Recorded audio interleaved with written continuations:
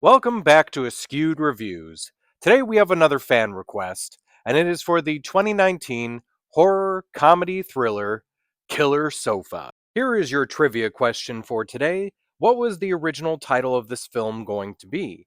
The answer will be at the end of this video. As the film starts, we get to meet our main character Francesca, who just so happens to be a dancer as her career.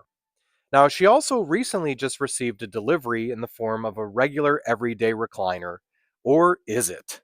Francesca is a beautiful young girl and apparently begins to get attention from a lot of creepy guys. But all the men in her life begin dying off one by one. Unbeknownst to her, her new recliner wants her all to itself.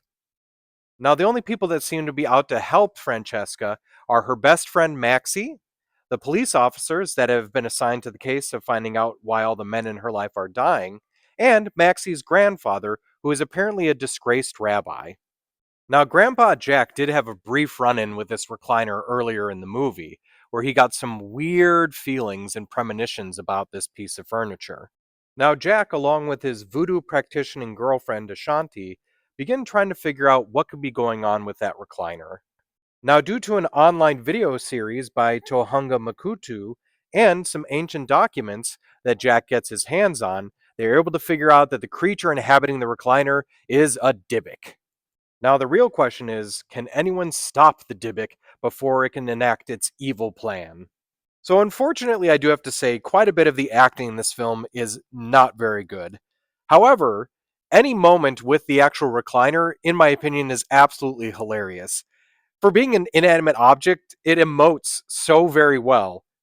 Two pieces of trivia related to the chair, by the way. They actually purchased only one. So when they did all the scenes, they were really hoping it didn't break or fall apart, as they did not have any backups. The other thing is, the chair that they purchased was only $100 in New Zealand currency, which would equate to about $64 in American.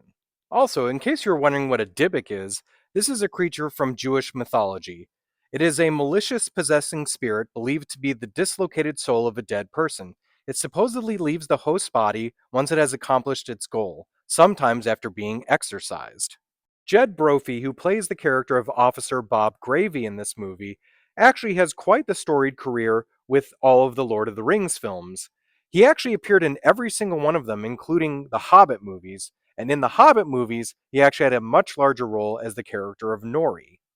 So when it comes to the film Killer Sofa, it was slightly entertaining, especially, like I said, any moments that the recliner was front and center, I enjoyed those, but pretty much everything else was pretty bad.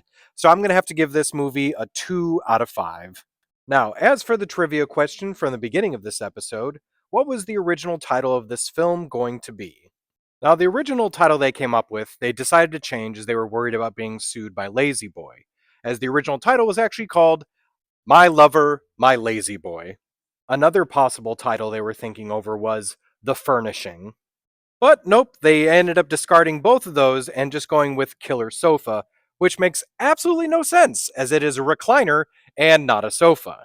I hope you enjoyed this episode of Askewed Reviews. If there is any movie you'd like to see get a review, just mention it in the comments. And as always, like, comment, share, and subscribe.